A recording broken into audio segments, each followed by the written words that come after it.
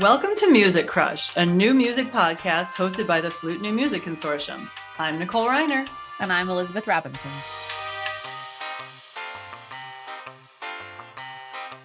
And announcing FNMC Presents, an album of previous commissions and competition winners performed by members of the Flute New Music Consortium. Repertoire includes works by Sean O'Pebolo, Joseph Hallman, Becca Sims, Cherie Slider, and others. Purchase a copy today. All proceeds go directly to FNMC. Flute New Music Consortium, Inc. is a 501c3 nonprofit organization. Your contributions are tax-deductible to the extent allowed by the law. Visit www.flutenewmusicconsortium.com for details.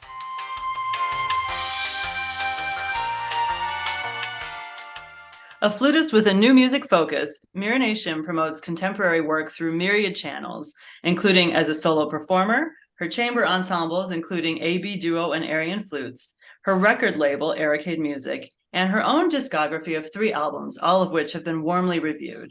Her background in information technology and management consulting informs much of her work. Combined with her conservatory training, Meerenai works to create a singular impact within the classical music industry. Meerenai, thank you for joining us for Music Crush tonight. Thanks for having me. So exciting. Well, I am particularly excited to have Meerenai on board with us for this talk and this interview.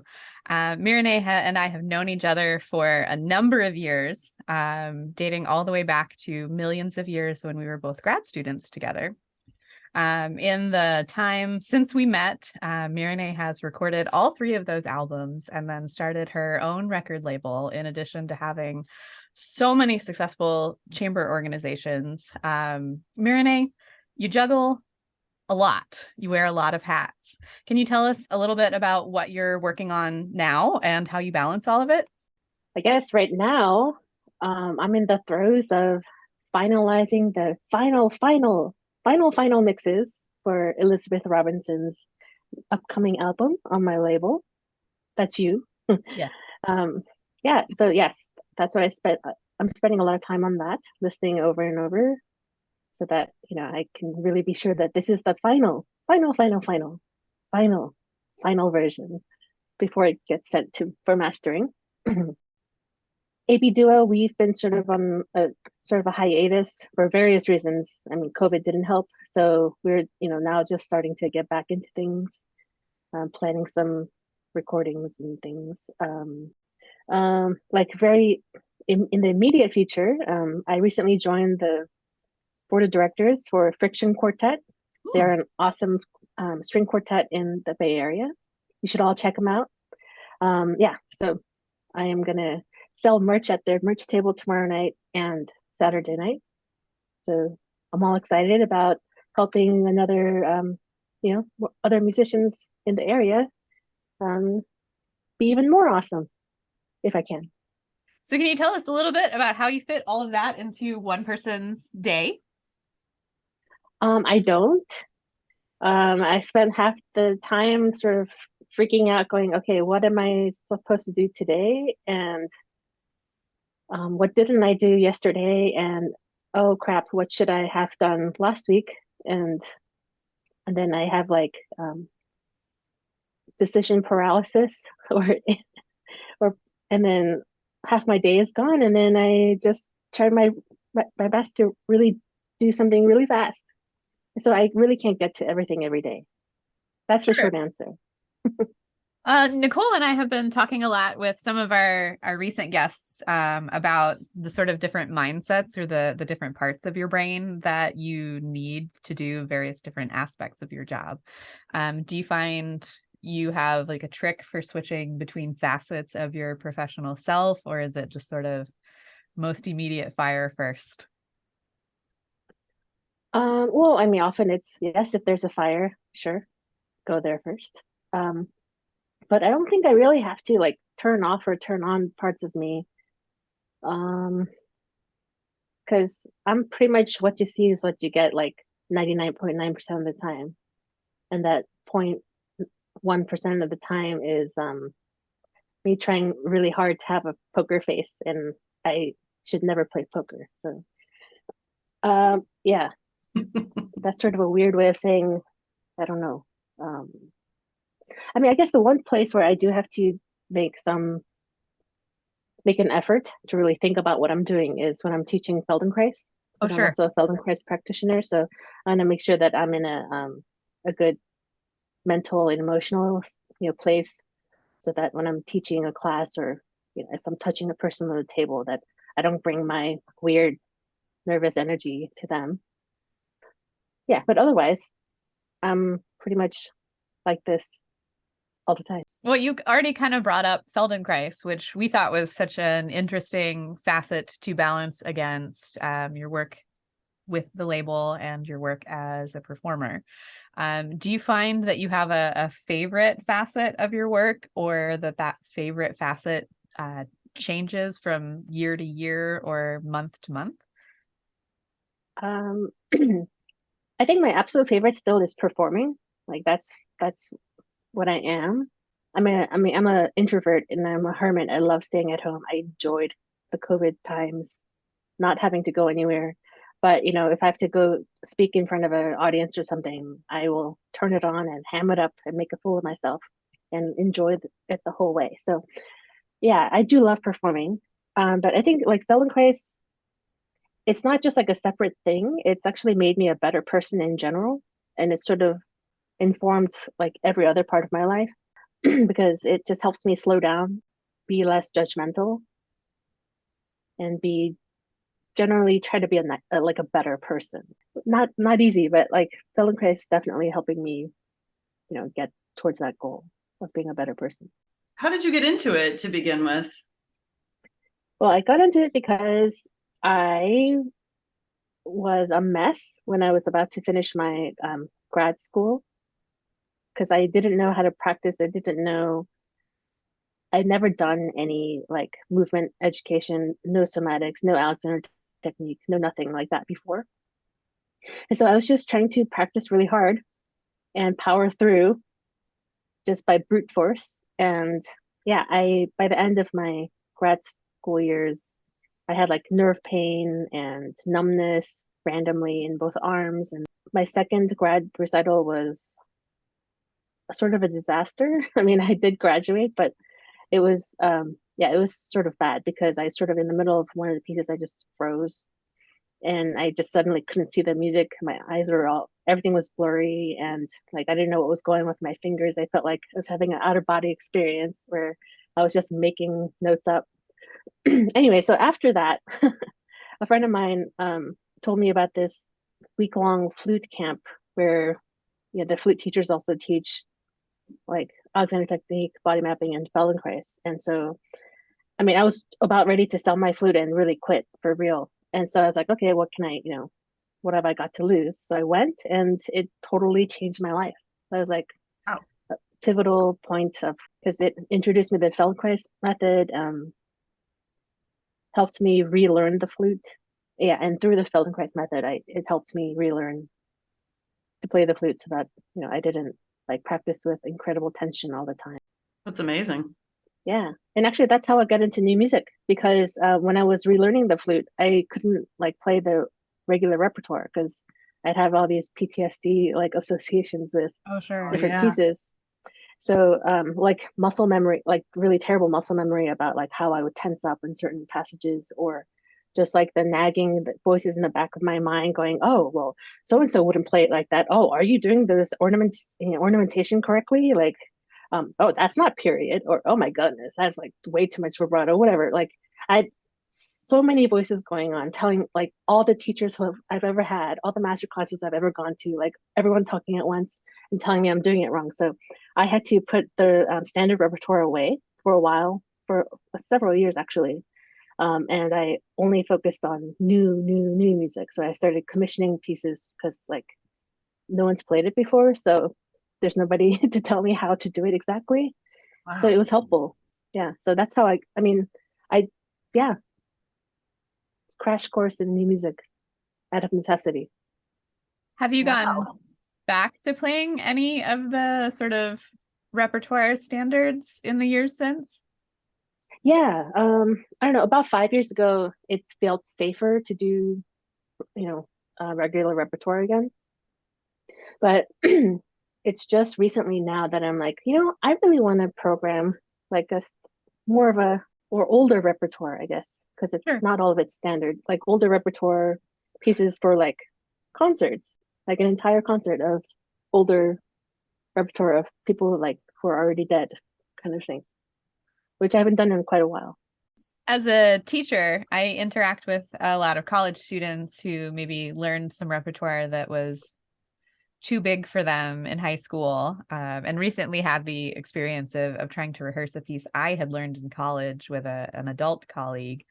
And I think we all have those sort of ingrained physical associations with pieces. It sounds like you had a much more extreme situation, but do you have any tips or suggestions for folks who are trying to unwind some version of that issue in their playing? Well, other than just quick cold turkey, because that's not realistic for most people, I would say be really creative in how you approach this piece. And I'm talking about physical, like locational, like if you've been always practicing in a small practice room, go out into the woods and practice, where the sound's going to be weird or it's probably going to be cold, but in the summer, go out into the woods and practice.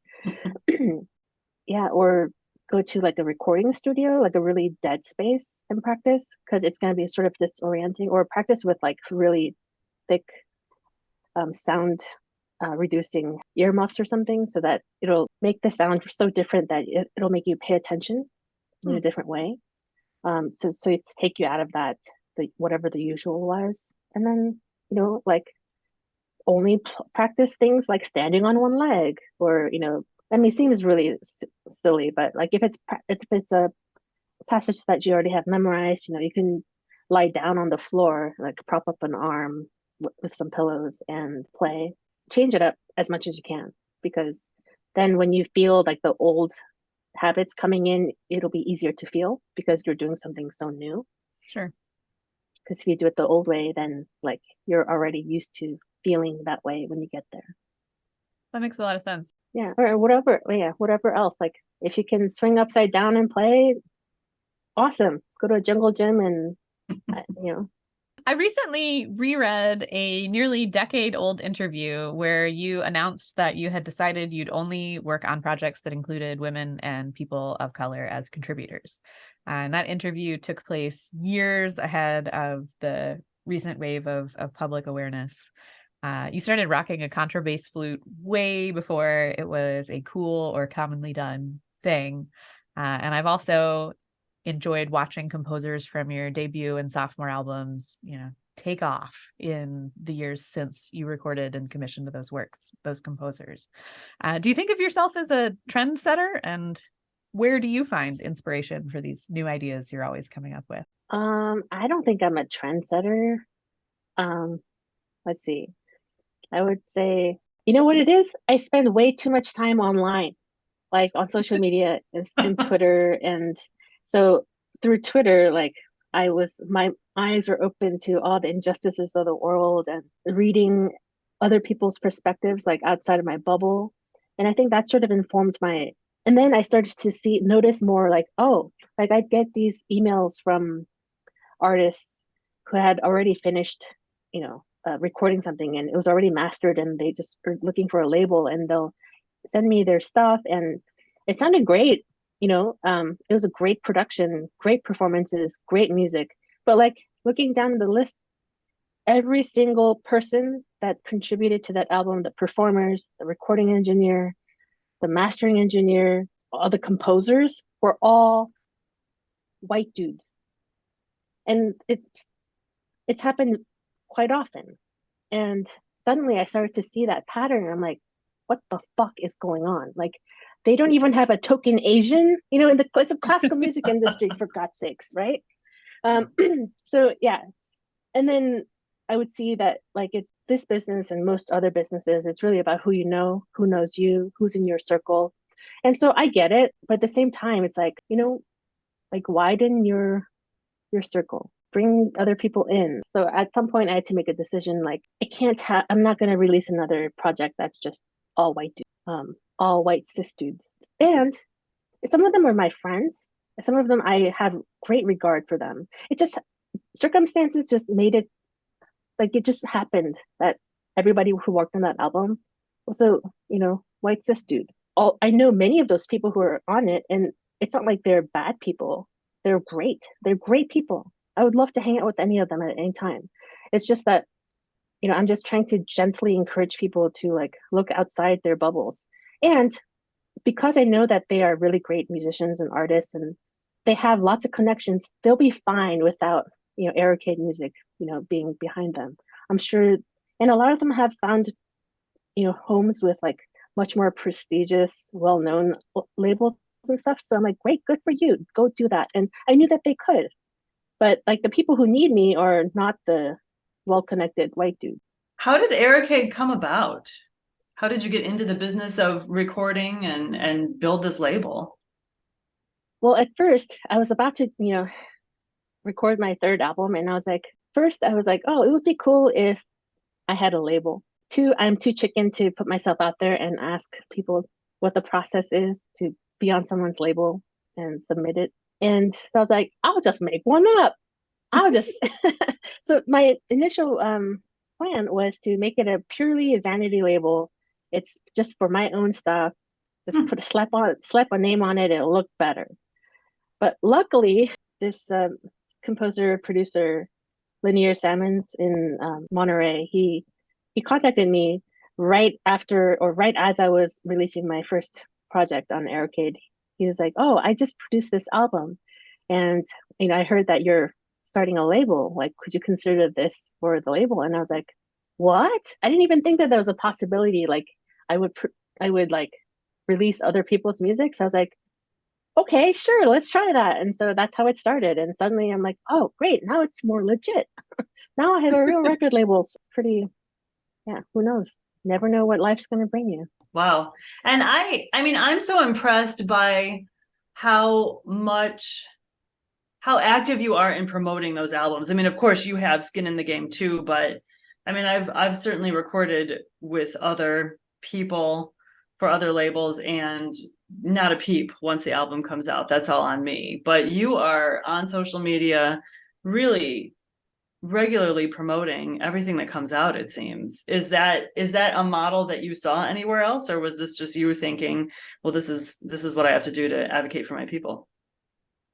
Oh yeah, I definitely have to advocate for my people because that's like why this exists. So after that first project that was recorded by somebody else for Post Haste Read Duo, I was like, I've done this several times, the releasing albums on my own, and I sort of know what goes on. And it's really time consuming. But after doing it like 3 times, it's like I sort of know the drill. And I can save other artists a lot of time and grief by like applying what I know to help them, get the word out. And Aerocade Music was never like a business. Like it in reality, it should be a nonprofit because it's not making a profit. So it's like it's my service to the new music community. It's my service to my, the West Coast artists or whatever that I'm trying to serve.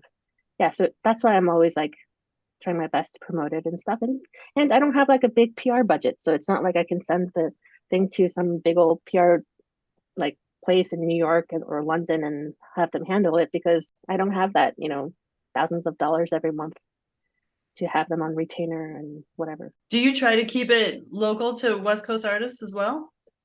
Yeah, I'm trying to keep it. So here's the other thing. Most of the projects that would solicit, my interest are from New York. And not that I have anything against New York. I love New York.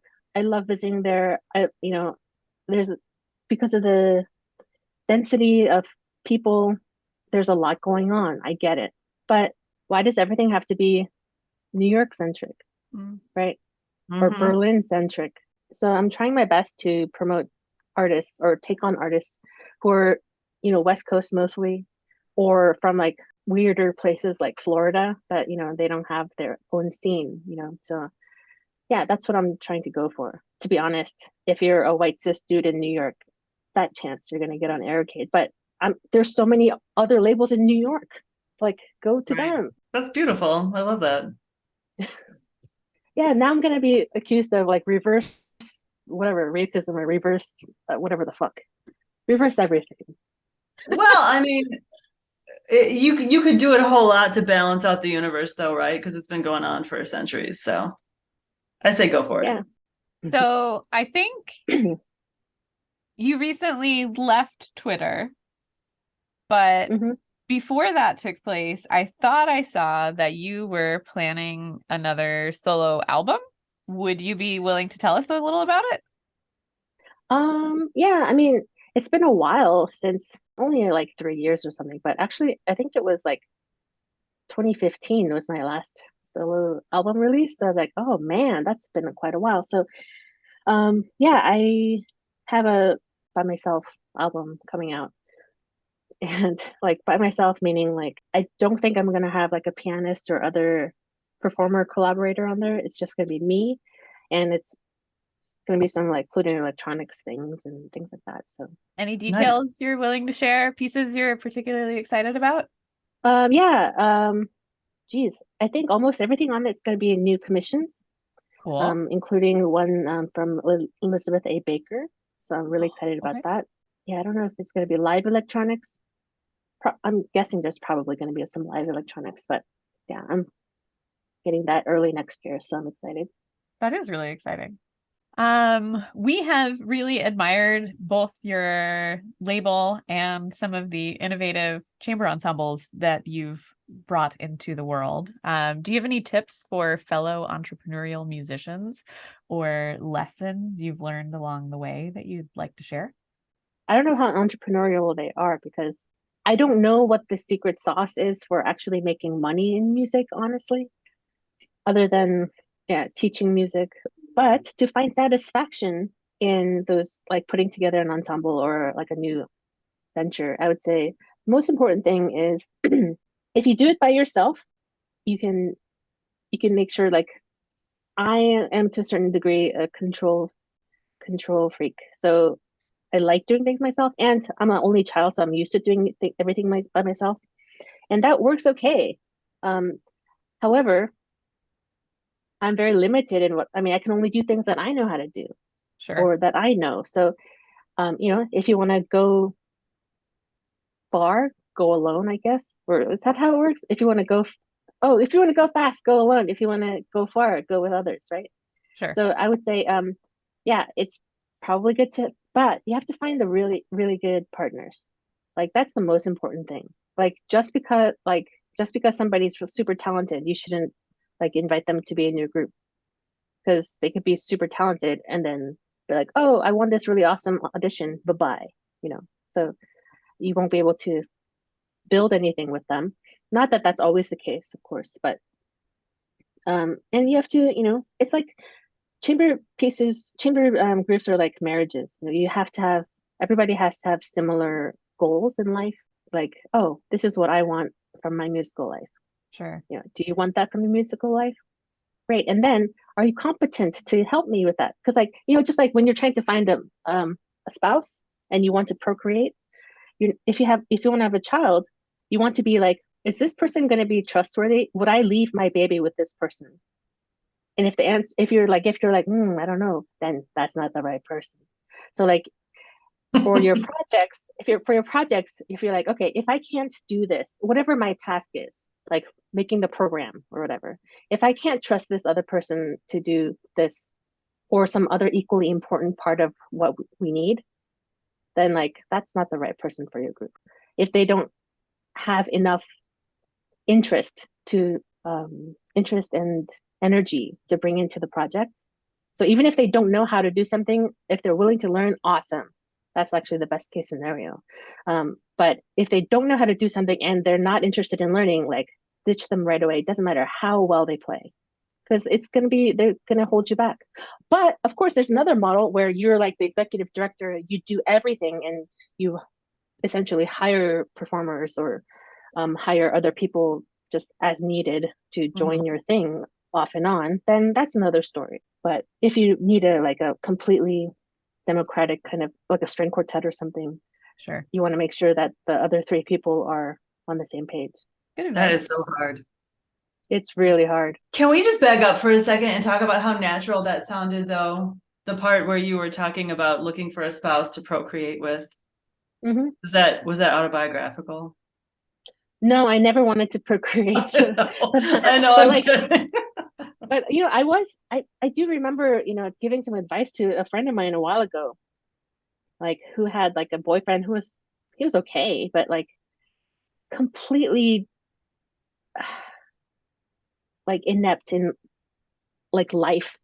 He had a good job and was super smart, like doing like a PhD at Stanford or something, like super, super crazy smart. But like, I was like, so would you trust him to look after your baby for an afternoon? Like, do you think your baby would survive? Would you be able to leave your baby with that person overnight? And all signs pointed to no. I mean, I'm not saying that that's why she dumped him, but like, I'm glad she did, because he was bad news. And she wanted kids. Oh, And yeah. she wanted kids. Man, it has been a minute since some real talk with Meerenai, but I recognize that. Well, I mean, Yeah.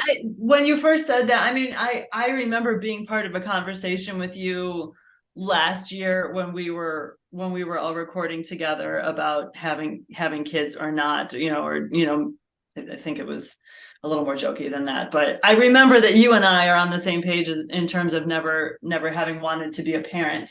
And so when you first said that, I was like, haha, that's funny, Meerenai saying that. But actually, I mean, I think that's still good advice, even if you don't want to be a parent. I mean, you still want to end up with someone you could trust a living being with to be okay, because it's gonna trickle down to all kinds of other things, like, do you trust this person to not set the house on fire while you're gone or whatever? So yeah, I know. it's life. I mean, but some people are okay with the house being on fire. So I'm just saying, like, some people, like, everybody has a different threshold of acceptability when it comes to their lifestyle. So, whatever your threshold is, free range, maybe you're a free range parent. You just like, as soon as your kids are ambulatory, you just like push them out into the world and go, come back whenever, if that's your style, then awesome. Like, then you have a different, list of things that you need from a spouse.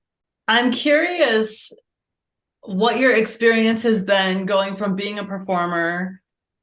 I mean, you still are, but from only being a performer who was maybe on one side of the mic in the studio to turning it around and being on the other side of the mic and being the one to lead other performers and other groups through their recordings now that you have your own label. What was that transition like? Did you learn anything from being on the other side of the mic, or do you have advice for people who are coming into the studio for the first time to try to lay down some tracks? Oh yeah, I learned so much. Well, luckily I don't have to do the engineering, because I have an awesome engineer, Alberto Hernandez. You do. Who's my go-to engineer.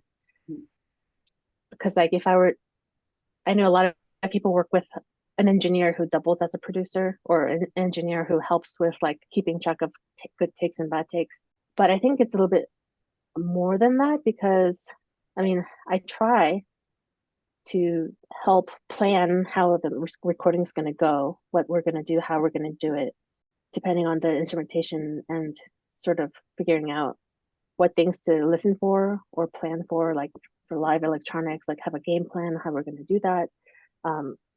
And then the thing I learned the hard way when I was producing my very first album for somebody else, Kose's Reduo, their second album, they somehow decided that I will be safe as a producer for their second album. So I did that, and I learned so much about how noisy bassoon keys are.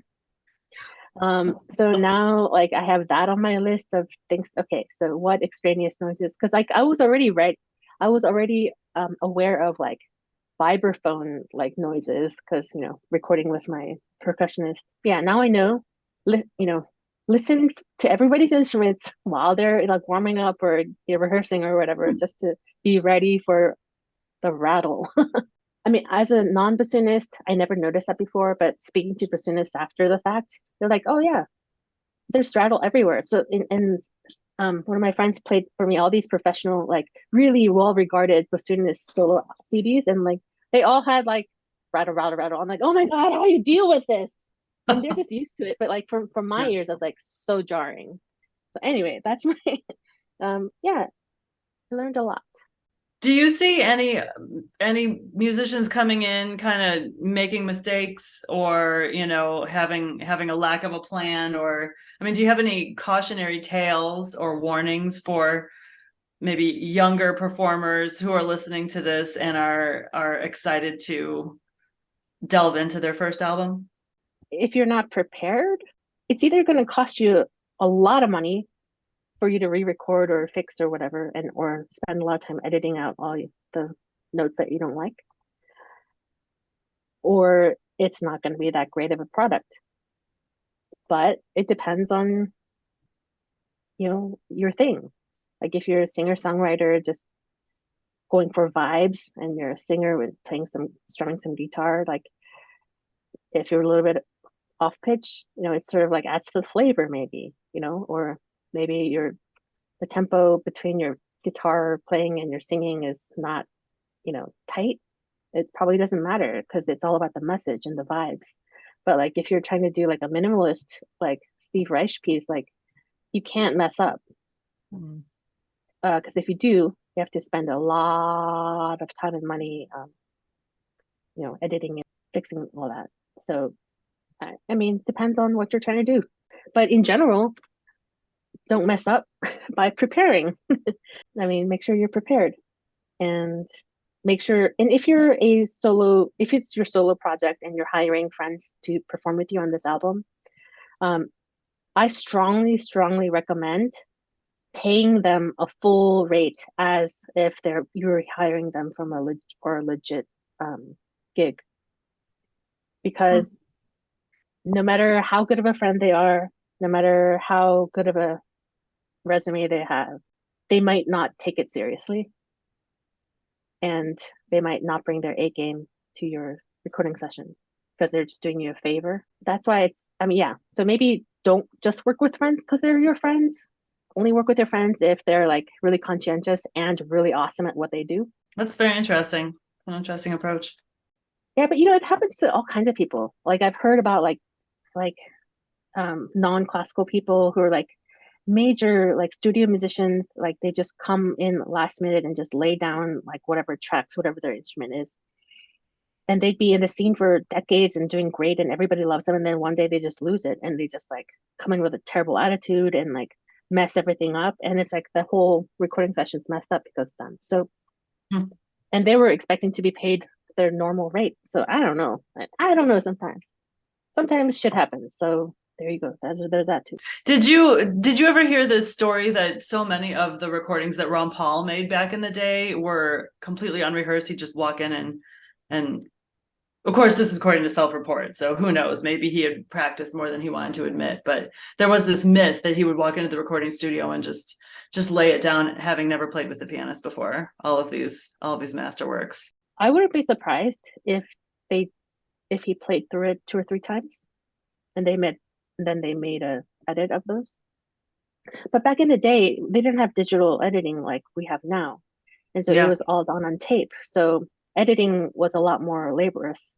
And it wasn't that common to like we'll just splice that one note in. It wasn't like that. It would be like big chunks that they would, probably edit together. Yeah. I mean, back in the old days, like, yeah, you just put one mic in the middle of the room and everybody had to nail it. and you get maybe once or twice. You don't get so very many takes because tape was expensive. Sure. Right. Yeah, I wouldn't be surprised if that really was how it went down.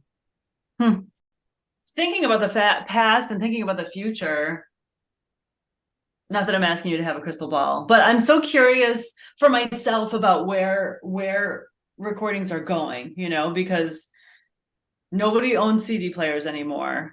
And yet so many companies still want to sell you a bunch of physical CDs when you record something. Why? What do you do with those? And if we're not going to stick to a physical format like that, which most people aren't anymore, what's the point always in recording what we consider to be full-length albums when no, the time that's being dictated to call it a full-length album is really just based on old technology people aren't using anymore. Do you have any predictions about the future or ways that you would like to see things go in terms of how people release music, or how much is considered acceptable for a big girl pants recording or whatever? Wow. Okay.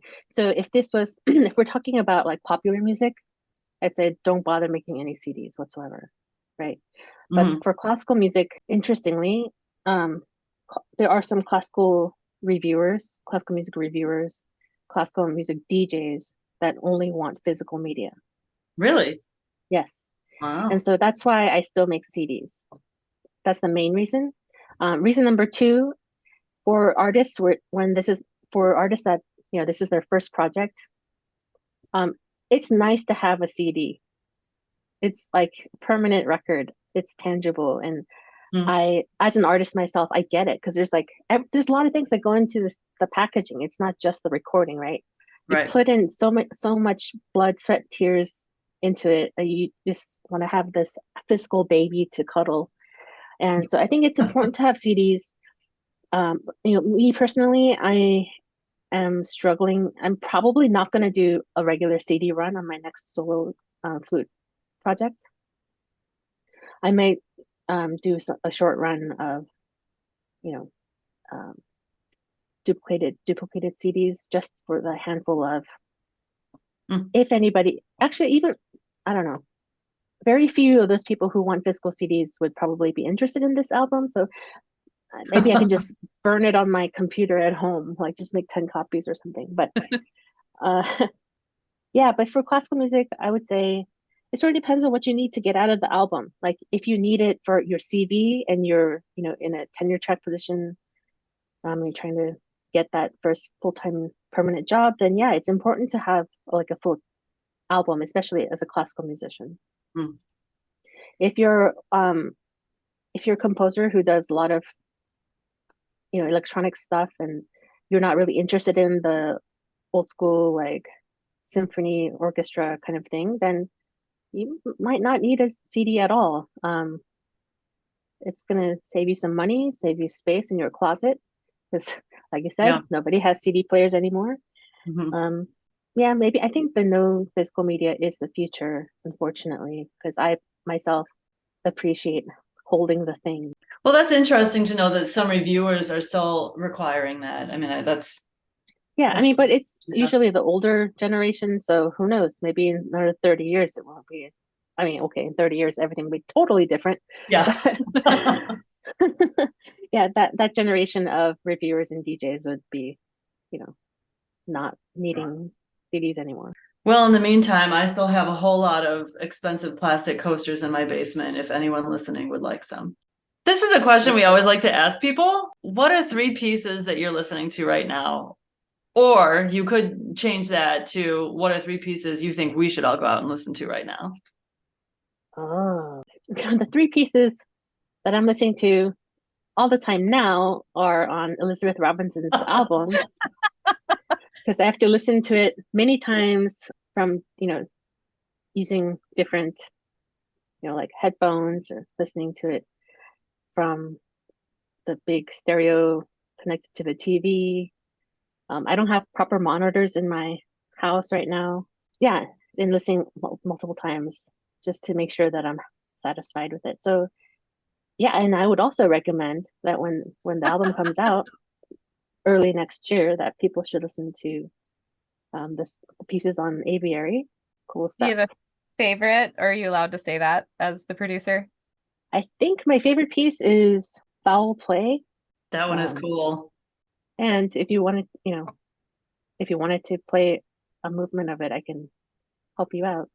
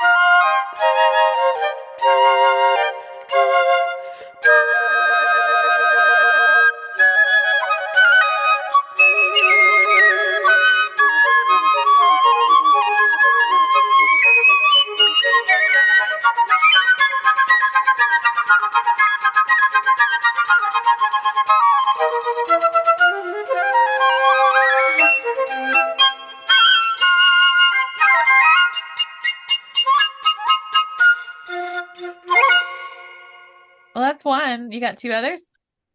They probably shouldn't be from the album so that it's not like a shameless But plug. I'm literally, that's all I'm listening to right now. I'm actually listening. Unless, unless I just have like radio on in the background, in which case, Lizzo, she's special.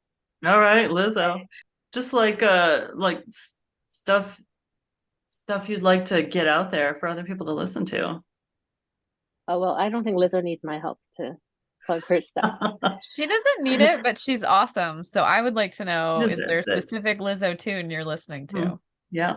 Oh, yeah. The very first one on her latest album where it starts like, "Hey, motherfucker, did you miss me?" And I'm like, yes, I did miss you. I love that. I really love Lizzo. Like, yeah. And I think she's the best person I think we for could agree. multiple reasons. Yeah. So that's two. Have you got a third? That I want to plug. Doesn't have to plug, just something Just else that you're you like. listening to. Just you like. Well, so because I listen to these albums over and over like a bazillion times when I'm producing them, the previous album that I produced for Clocks in Motion percussion, their album Oneira is like really kick-ass because like percussion quartet, like exciting, interesting, like so many different sounds and textures and beats, but also the composer who wrote all the pieces on it, Jennifer Beller, is amazing. And there's like, and all the pieces have some like electronic synth kind of action on it. And so it's like 80s retro vibes, but like make it percussion quartet. It's awesome. Cool. I think it's great. Is that it? I think that's it. Is that all there is? Well, thanks for joining us, Meerenai. Oh, of course. Thanks for asking. This is fun. Thank you for joining us for another episode of Music Crush. You can subscribe wherever you get your podcasts. You can also support the podcast, read show notes, and learn more about FNMC by visiting www.flutenewmusicconsortium.com.